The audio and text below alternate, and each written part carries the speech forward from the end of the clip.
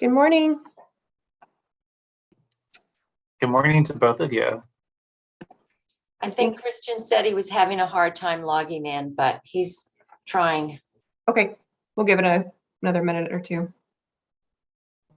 He said to go ahead. Okay, perfect. So it is 10 o'clock, and I will call to order the Yamhill County Board of Commissioners informal session for February 24th, 2022. Commissioner Kula, would you mind leading us in the Pledge of Allegiance? Be happy to. I pledge allegiance to the flag of the United States of America and to the republic for which it stands, one nation, under God, indivisible, with liberty and justice for all. Thank you, Chair. Thank you. Okay, that brings us to our calendaring session. I think the only thing that I had on the calendar was the Gospel Mission Dinner is on March 5th at 6 o'clock, which may have several of us joining. And I can send Carolina that information. But commissioners, did you have anything else to add? No? Okay. Okay, item D is public comment. I don't believe we have received any public comment for today. And item E takes us to department updates, and we are being joined by Shane Hoffman from IT. Welcome, Shane. Thank you. The floor is yours. Take it away. All right. Well, thank you. Well, good morning, commissioners, administration. Today, I'll be providing the information technology quarterly update. So let's begin. So I'd like to start with security. Security is obviously an important topic these days.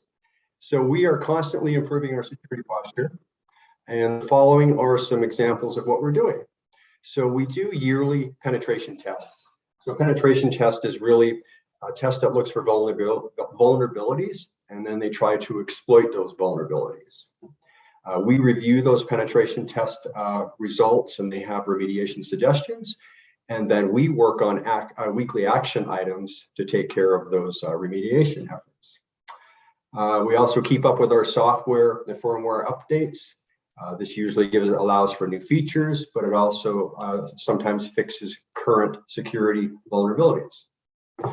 Cybersecurity training, that's a big one. The human firewall, last line of defense. So a few things we're doing there. We have our monthly security tips.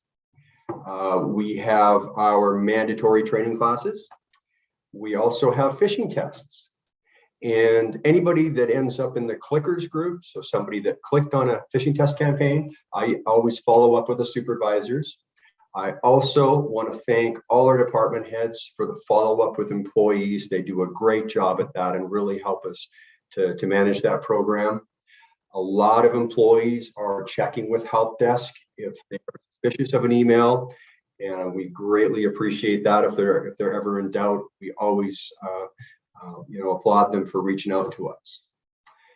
As part of the onboarding process, new employees receive an IT security training class. And we also have our best practices posted on the intranet site. So just to kind of give you an example of our journey over the last, I would say, year and a half with our training program, our click rate, and when I say click rate, again, the percentages I'm going to give you, that means that, for example, we started at 25%. That means that out of our entire population, let's say 700 people received the email, 25% clicked on the phishing campaign.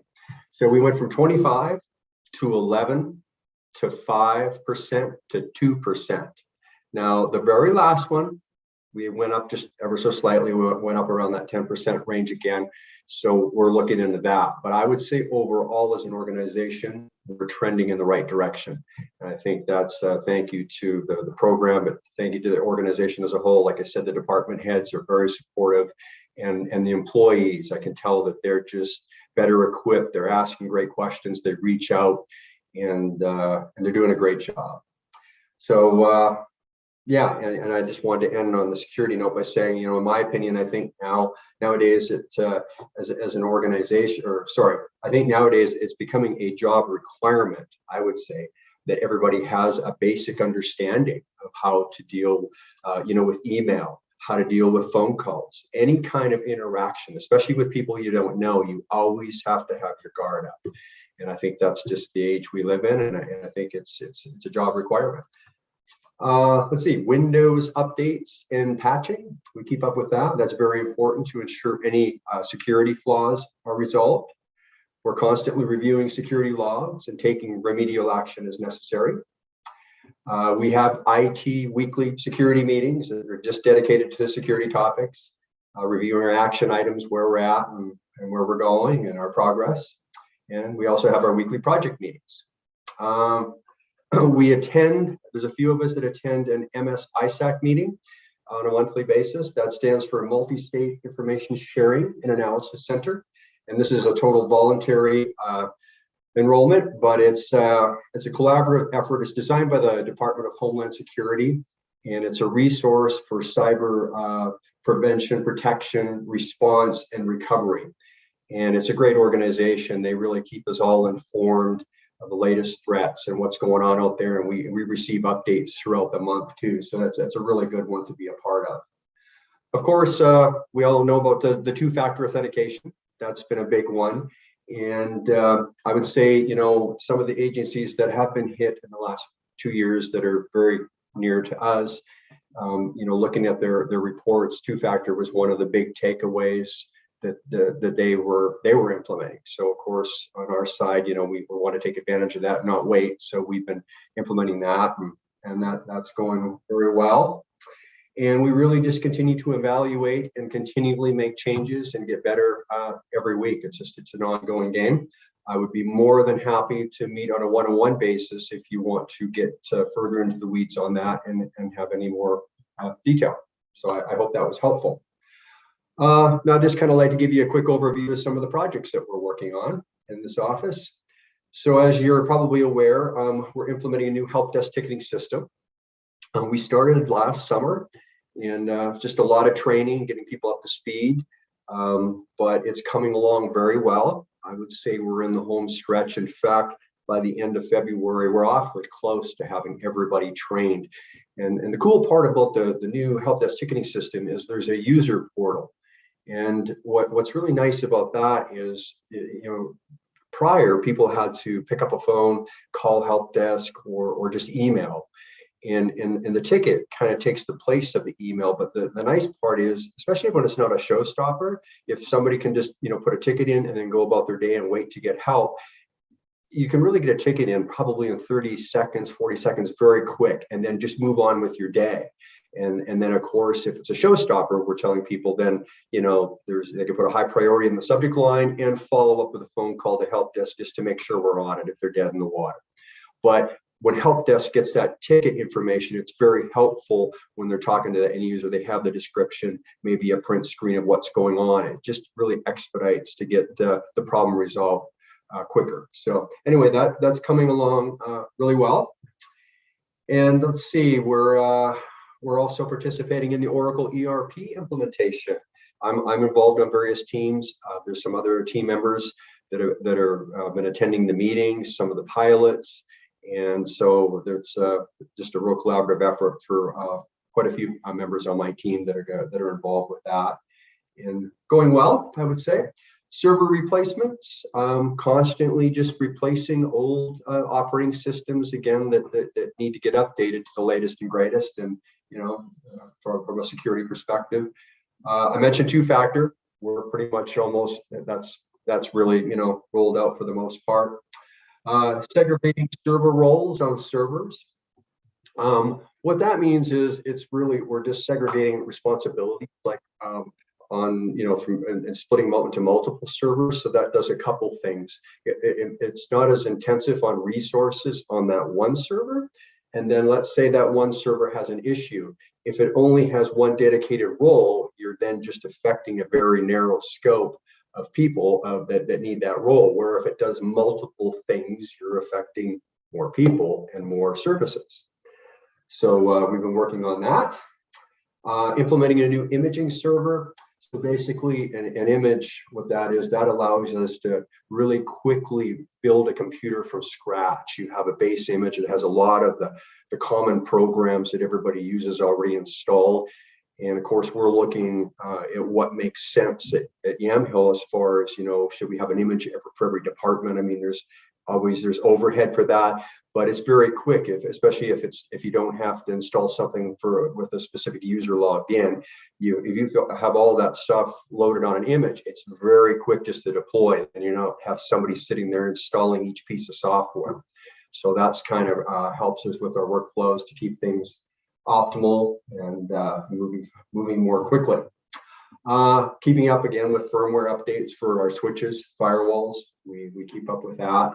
Website updates, that's a big one. Keeps us busy every week.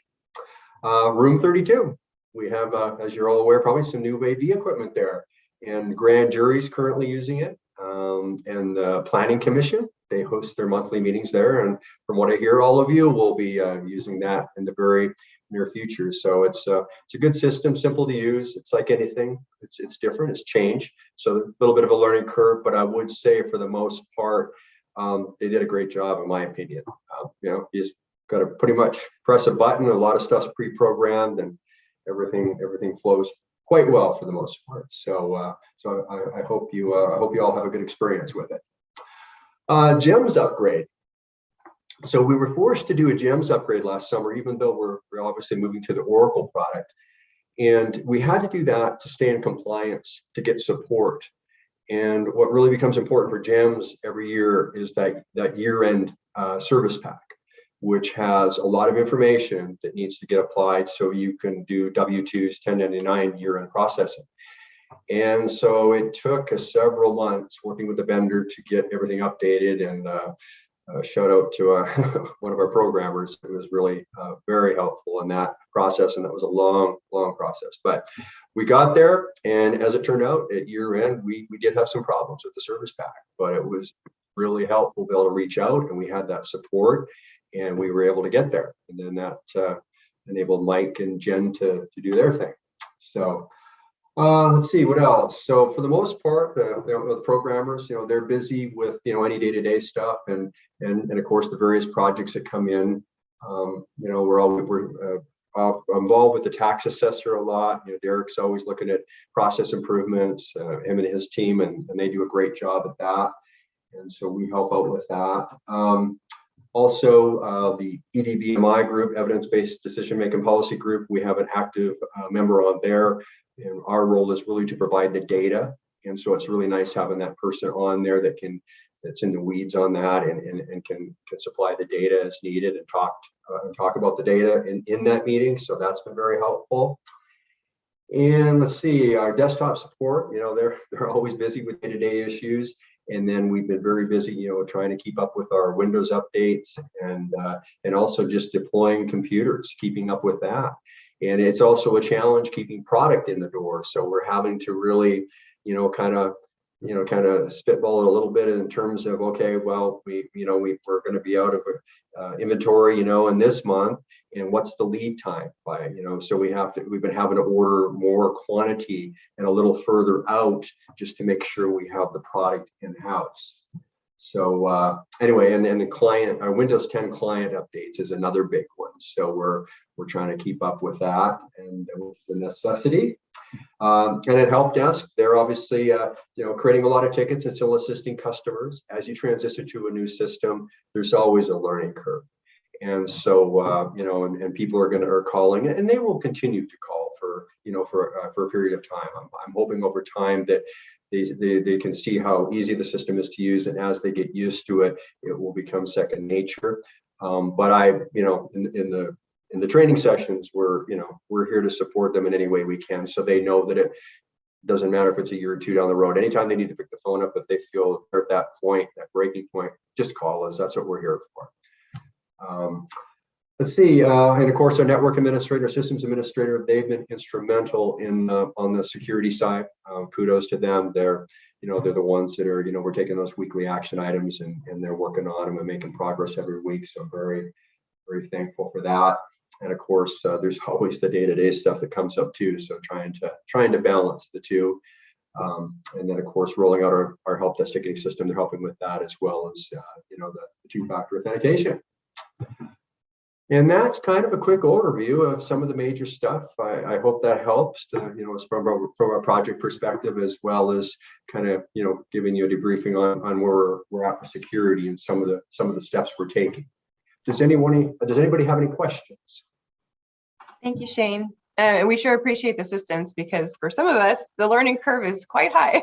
So, but I did have a question about, we were hearing from Benton County, I think it was Benton County, that had a massive breach, I think, and their systems were shut down for a couple weeks. Is that, do you guys talk amongst counties and IT systems and, spitball how to tackle some of that stuff or prevent it, I suppose? We do. I belong to it's called OGADM, Oregon Association of Information Technology Managers. I was just at a conference at Salishan last week, and there was Lynn County got hit with ransomware very recently. And so a lot of times we'll have somebody present there. Now, we didn't have anybody that was presenting there this time. So usually what happens is we're all kind of, supportive of each other, just making sure, hey, do you need anything? Is there anything we can do to help? And then we just kind of go on standby. And then what happens is usually in that listserv group, or sometimes I'll wait till the next conference, but then we get kind of a report out. We definitely share that information. That's what, with a two-factor, like I got a lot of those reports from City of Kaiser, from Tillamook County, and I was able to see those reports of what the recommendations were. So that, that it's unfortunate that happened to them, but in our case, it gives us an opportunity to be somewhat proactive and make sure, do our check marks to make sure we've taken care of some of those things.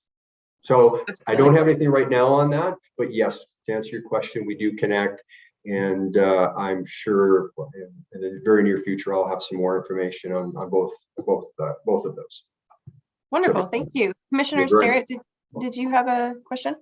No, I was just raising my hand when you were talking about those who are challenged. Oh. I'm a poster child for that. Mm-hmm. So thank you, Shane. I very much appreciate you and your team more than anybody else. Thank you. Because I always have great needs. I appreciate No, that. we appreciate your work. And Shane, the only thing I would add is that I just wanted you to know that your staff really likes working for you. And I don't want to go into too much detail, but that was shared with me, and it's important for that to be known. To me, it's important for you to know that publicly. So thanks. Well, I appreciate that. I feel very fortunate to work where I work for many reasons.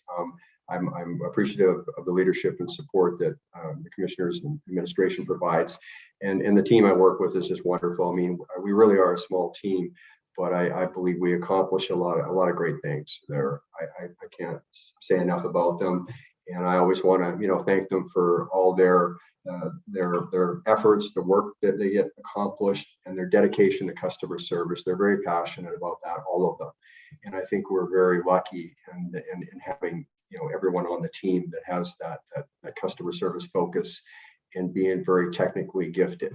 So I'm very thankful for that. And our people are our greatest assets. And so for me, it's I want them to know that they're appreciated and do the best I can and treat them good, because they're the ones that keep the lights on and keep our networks flowing and resolve those day-to-day problems. And they do, and I'm proud of them. They do a wonderful job. So I really appreciate that. Thank you. Thank you. It was wonderfully stated. Any further questions for Mr. No? Okay. Thank you, Shane. Appreciate it. Okay. See you next time. Have a wonderful day, and thank you for the opportunity to present. Take care. Bye-bye. Okay, so that takes us into item F, which is our work session. And we do have a work session today. We will be joined by Doug Rux from the City of Newburgh, and it will be a review and discussion of the Newburgh Urban Renewal Presentation or Plan. It looks like Mr. Rux is joining us.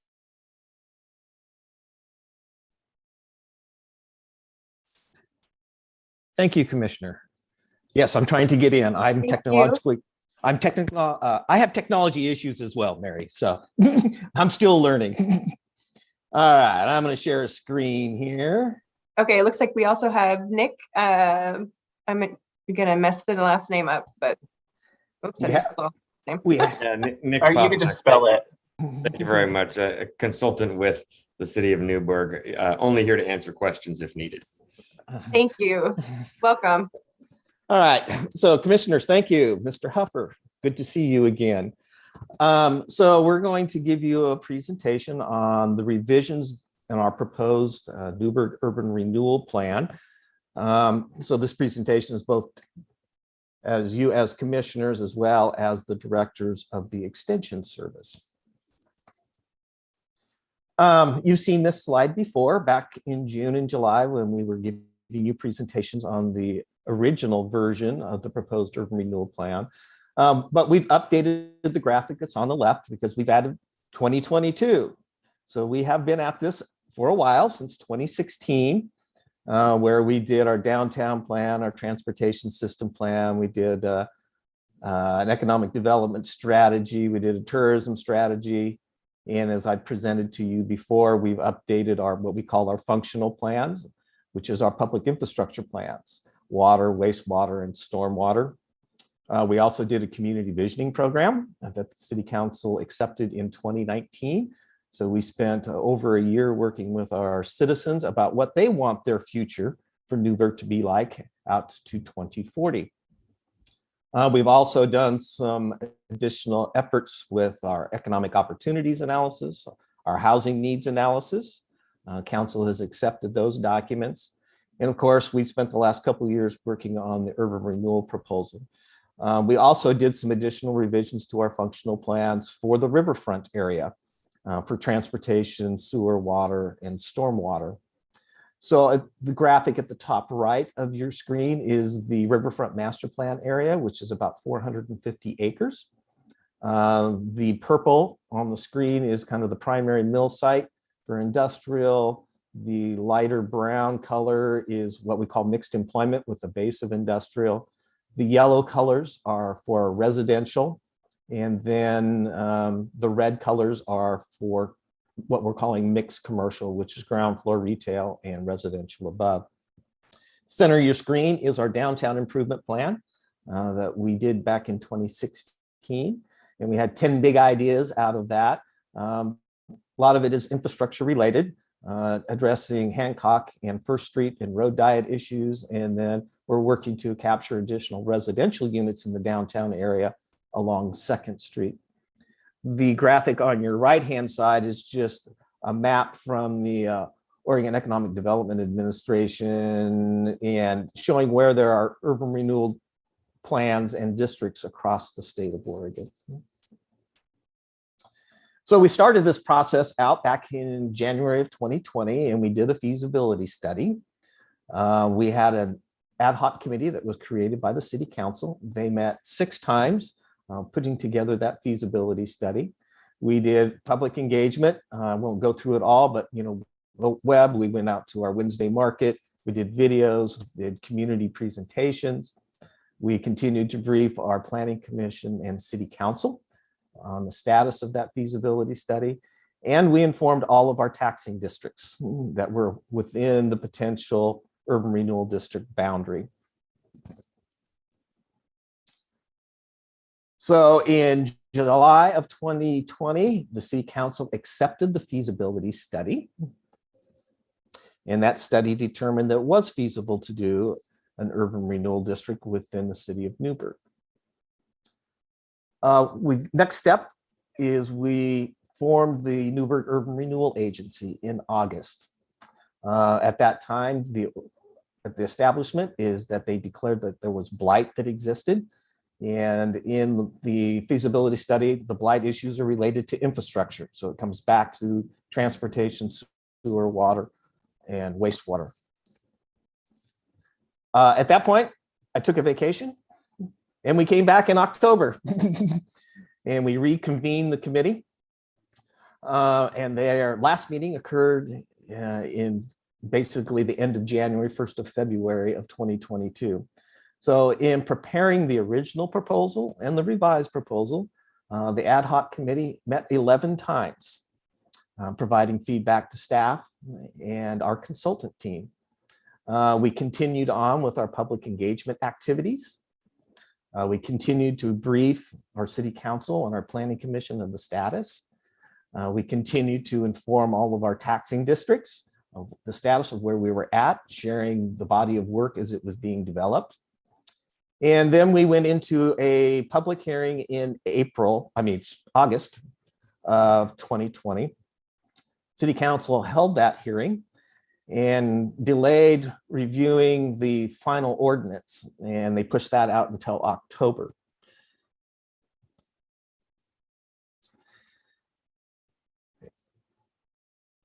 After the August meeting, City Council provided direction to staff to basically look at all different options. The Board of Commissioners had approved the plan with a requirement that it go to a vote. The council subsequently provided direction to staff to revise the proposal. And so we did. And in that revision is that we removed all lands that are outside of the city limits, but still within the urban growth boundary. And so what that revision did is it removed the landfill, property just to the west of the landfill, an island parcel off of Waterfront Street.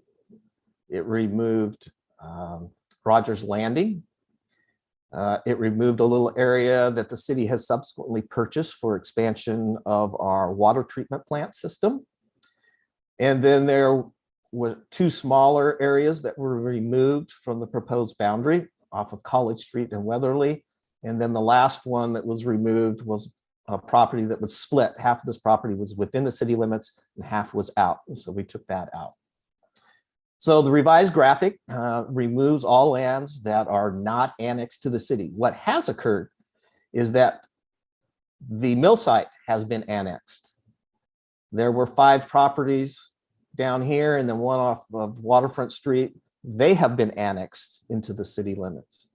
We also annexed the bypass for those portions between Chehalen Creek and the realigned Wilsonville Road. And so they are now within the city limits. So in total, there was about 193 acres of land that were added to the city limits, generally by the end of calendar year 2021. So in our revised proposal now, the district is identified to be 540 acres in size. It still includes the downtown area. It includes the riverfront area, and then those 2 connections, which are River Street and Blaine Street.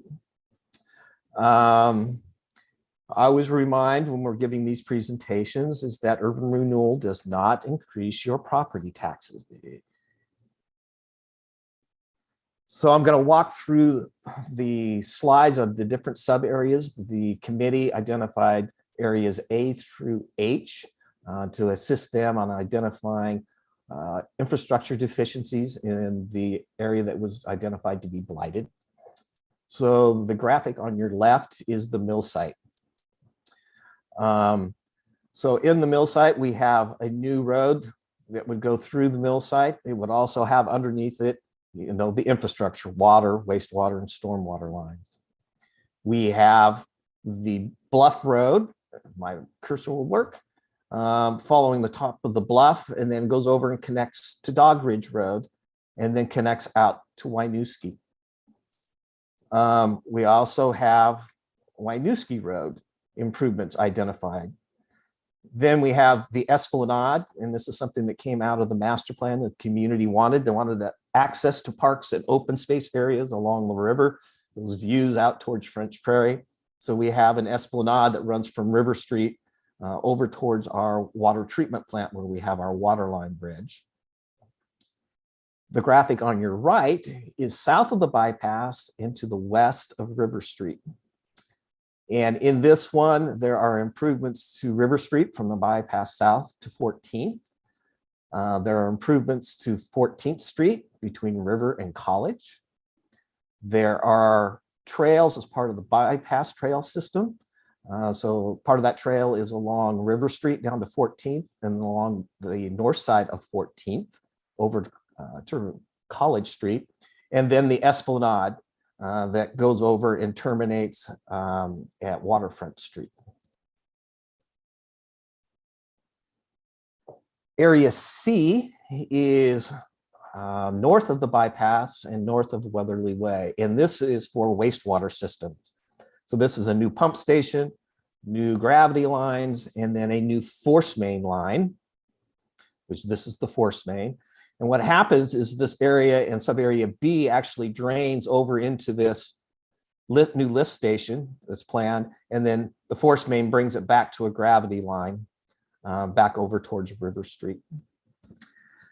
Sub-area D is north of the bypass and south of Blaine Street. South of 9th and to the east of Blaine Street. So in the proposal, Blaine Street would continue south from 9th Street. And the last 600 feet of this connection would not be within the urban renewal district, and the city would look at other funding opportunities to address that final roughly 600 feet of roadway. It includes College Street, again, with sewer, water, and storm improvements. This is currently a county road. There is railroad crossing improvements, and this occurs in both sub-area D and in B, because we have another rail crossing here. So our conversations with ODOT Rail is that those crossings need to be upgraded with the gate arms, signal boxes, all the pre-warning systems, be able to get pedestrians across the railroad tracks safely. The last piece in sub-area D is pedestrian improvements. And so this is addressing ADA and sidewalks. We have a bunch of vacant sidewalk areas. We don't have ADA ramps that are compliant. And this improvement also plays into some benefits to Edwards Elementary, which is just to the north of Blaine Street.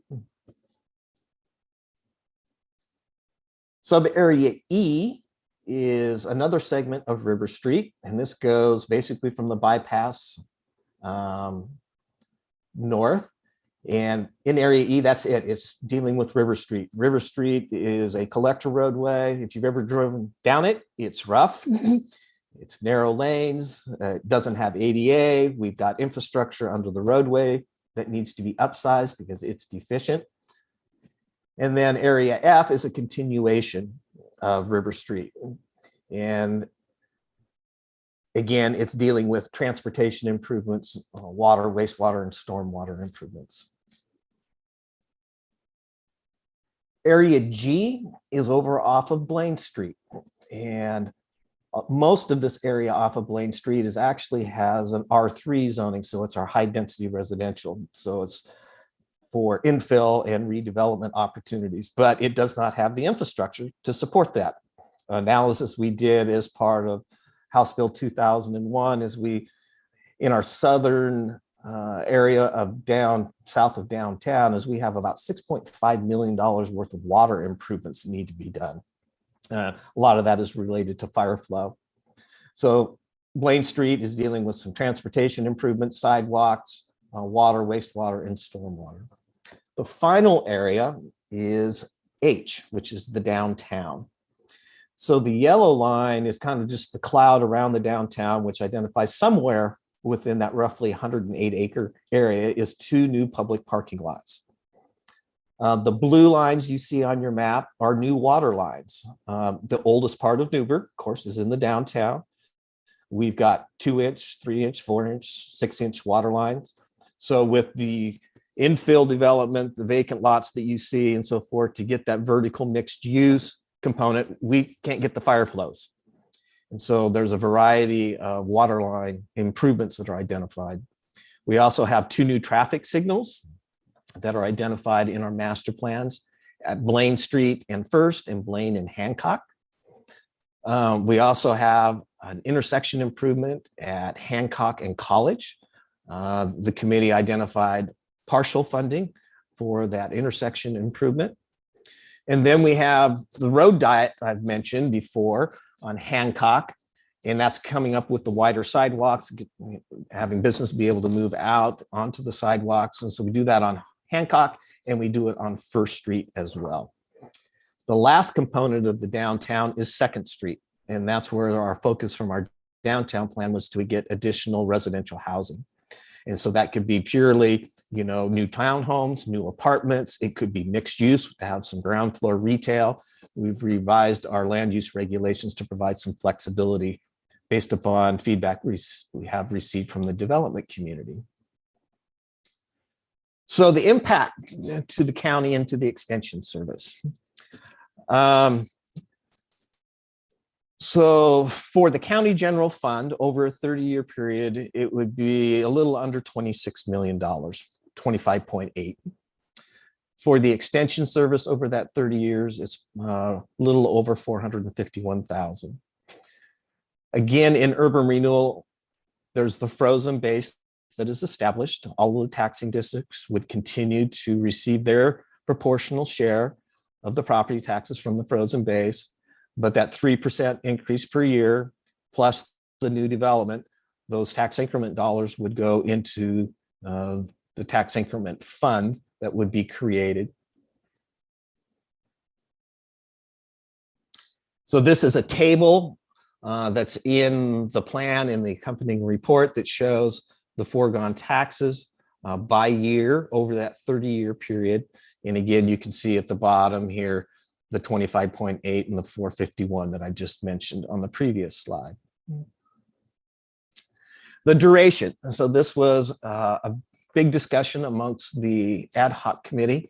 And this plan has a hard end date at 30 years, which means that roughly around year 25 would be about the last time we'd be able to issue any debt and complete any projects.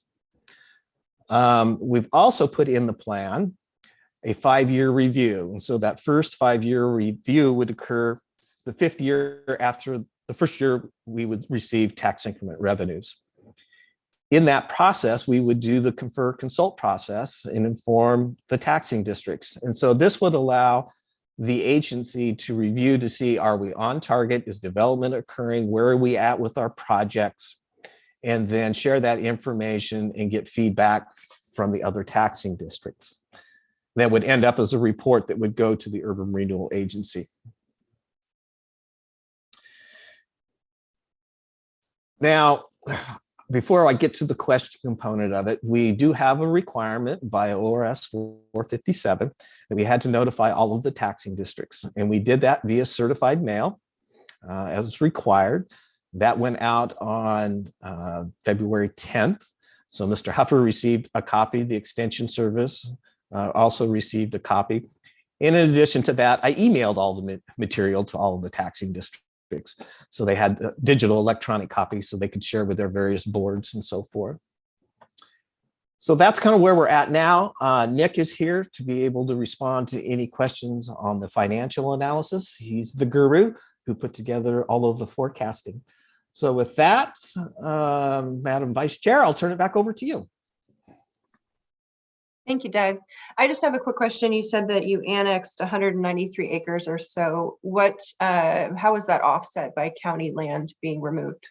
How many acres were taken out?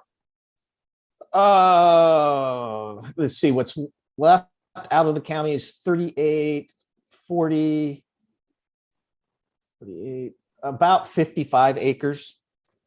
Okay. Cool. Thank you. I'll stop Commissioners. sharing the screen here. Okay. Thank you. Commissioners, any questions? Commissioner Sterrett. Thank you, Chair. And thank you, Doug, for all of that. And I appreciate the information. It's a complex idea. So to be able to articulate it this way was appreciated. I had a question. This might be a Nick question regarding the school district and WESD. So that's automatically backfilled at the state level. Is there any process that the schools have to go through in order to access those replacement funds, or is it just automatic? Yeah, it's a great question. It is automatic. There is no process, but it really gets down to the details of how the school districts are funded. So the state has a policy of equalizing all school funding for all districts statewide. that's difficult to achieve because all those school districts have their own tax rates that are different and their own tax bases that are different. And so every school district collects their local property tax revenue, but that revenue isn't enough to achieve the state's equalized funding target. And so then the state has a very large school fund, and every year, every biennium, they look at how much local revenue each district is collecting, and then they provide grants of state revenue to bring you up to the same threshold across the state. So some districts get a lot of money from the state and others get very little, all equaling out to the same amount of funding. Any changes at all in your local property tax revenues, whether from urban renewal or just new private construction or demolition, anything that makes property values and tax revenues go up and down locally winds up being offset by those state grants that come in on that biennium funding cycle. Good explanation. Thank you. I appreciate that. Thank you. Thank you, Nick. Commissioner Kula? Yeah, I wanted to ask, and this may not require you to pull the map back up again, but it looked like the urban renewal district actually included part of Rogers Landing, and I'm so curious. It looked like it sliced the parking lot in half. Was that accurate, or was I seeing something? And Ken's nodding. So Mostly I should ask this because it seems like it's an interesting artifact of history, is the multiple ownerships and operate management. So thank you, Commissioner. So yes, Rogers Landing is eclectic, I will say. So the county has the lease from West Rock for that site. So the park is actually on land that's owned by West Rock. A portion of the parking lot is on land that's owned by the city. And then the ramp itself is on land that is owned by the Baker family.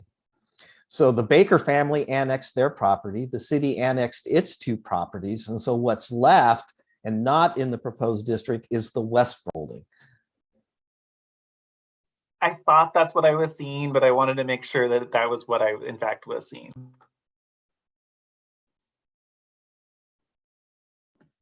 Thank you, Commissioner Kula. This is a little off topic, but I've had a few questions about all of the activity going on 240 in Chehalem. Can you describe for us what's happening there with the water repairs and the giant pipes that are sitting there? And Yeah, I can, Commissioner. Yes. So we have 2 capital projects that we're working on. And it would bring water and sewer across the tributary creek that feeds into Chehalem Creek over to Chehalem Drive. And then we would be able to go north on Chehalem Drive about 500 feet with that infrastructure.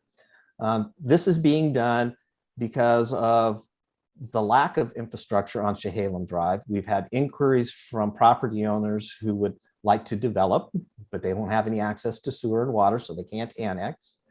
We have failing wells. We have failing septic systems. So it's all within our urban growth boundaries. So we're trying to essentially kind of prime the pump with our infrastructure dollars to get that first segment of water and wastewater over to Chehalem Drive. Got it. Thank you. Okay, commissioners, any further questions for Doug or Nick? No, Chair. Thank you very much, though. Thank you. I would, one final comment, if I may, Sure. is that there is the 45-day consult confer process. And so that started on February 10th. It ends on March 28th. So all of the taxing districts have the ability to provide comments back to the city council. That those comments can be directed to me, and I will ensure that they get to the city council. The city council is scheduled to hold a public hearing on this version of the urban renewal proposal on April 4th.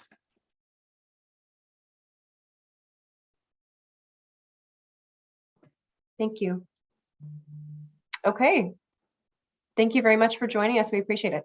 Thank you. Have a good day. Thank You too. Doug. Thanks, Nick. Thanks, Doug. Bye-bye. Okay, so it looks like that's the end of our work session. Moving on to item G, which is the consent agenda. Commissioners, do I have a motion to approve the consent agenda? Chair, I would move that we approve the consent agenda as presented. She was unmuted, so. I was very Okay. rude and stepped in your way. Commissioner Kula makes a motion to approve the consent agenda. Any further discussion? All those in favor signify by saying aye. Aye. All opposed, same sign. Thank you. Motion passes. Oops. Okay. Moving on to item H, old business. There is no old business. Item I is other business. I1 is consideration of approval of adding 2.0 full-time equivalent FTE of registered nurse to 2.0 full-time equivalent FTE of management analyst and 1.0 full-time equivalent FTE of program manager 1 in the Health and Human Services position management roster. And as I understand this, these positions were previously approved in the budget. They just need authority to go ahead and add those in. Do I have a motion to approve item I1? Chair, I would move approval of item I1. Thank you, Commissioner Sterrett. Any further discussion? No? Okay, all those in favor signify by saying aye. Aye. All opposed? Aye. Oop. All opposed, same sign? Perfect, motion passes.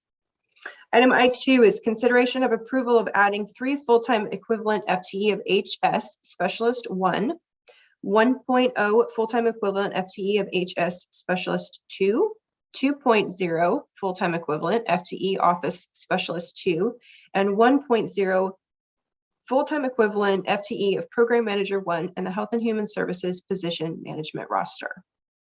Do I have a motion to approve item I2? Chair, I move approval of item I2.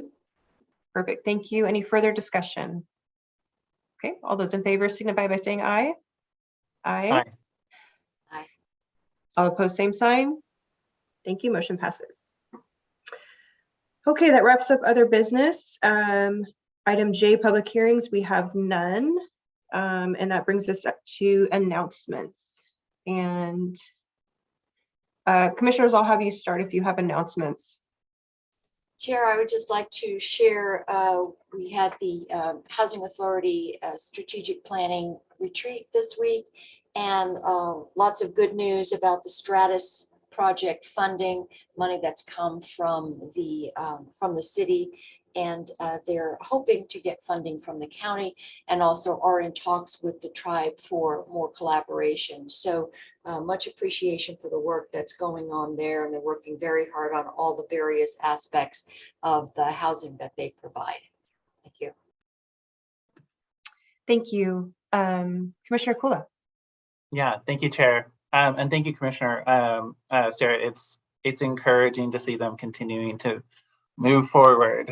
I will say that I wanted to just send a thanks out to all the folks who showed up to open up cold weather shelters in the last 3 days. Tremendous support from church community, mission, and the list goes on and on. I shouldn't even try to give people specific shouts out because it's a tremendous list. So thank you all out there. I wanted to note that I joined the I've been involved in the Visit McMinnville's Destination Ready program, which is they're working with Travel Oregon to get ready for grants to support essentially public infrastructure that would help both visitors and community members. And so I'll try to keep you updated as they kind of explore how they can bring tourism dollars in the community to do things like improve bathroom facilities or improve signage around the county, which are the real basics of us all living in a place safely and cleanly. So I will keep you posted as we go along the way. And that's it for me today. Wonderful, thank you. I have a few things. So the nonprofit grants have been apparently getting out there, word's getting out there because I've had several people ask me. So those are still up. Ken, I think those are up until March 6th or 7th. The program's open until March 7th. We're accepting March 7th. applications. The deadline for applications is March 7th. So Great. Okay, so we're inching closer to that. I have sent in a few names for committee members that have shown interest in serving on the committee. So I think we've all now done that. So that's wonderful. It is not 11 o'clock yet, but I did see the governor's press release come through. So masking update, the indoor masking policy, as well as schools. So masking in schools will expire on March 19th now. Any state government employee, the indoor masking guidelines expire on March 31st. The executive order, the state of emergency executive order, expires on April 1st. And I believe that was most of the update. They're going to update some of the distancing guidelines, but so that's big news coming out today. Ken and Christian, did you have announcements? Chair, I just wanted to check before about that announcement, since it's the 19th. Is that what the? It says 3/19 for indoor masking statewide and for schools. I wonder, do we want to stay with our, what is that, the April 7th in person, or do we want to go earlier than that, given the news? Sorry to throw the question in there in the mix. I mean, I would be fine going earlier, but maybe Ken and I can have a conversation about that just to make sure, because we kind of gave a buffer to make sure we're ready. But so I'll talk to Ken about that. Okay, that sounds good. Sorry to veer us off a little bit. No worries. Christian, did you have anything? No, I was just going to apologize for being a few minutes late. I was having activity issues. All right. Well, thank you. I think that wraps us up today. Obviously, some disturbing activity and news last night. So pray for Ukraine, and I know we have families in the county that have family members there, and so we keep them in our prayers and just pray for the best. It's a tough time in our world right now. So. Yeah, thank you, Trey. I had that on my list, and so thank you for adding that. Actually, I really appreciate it. Yep. Okay. I hope everybody has a wonderful, safe weekend, and we will see you next week. Thank you.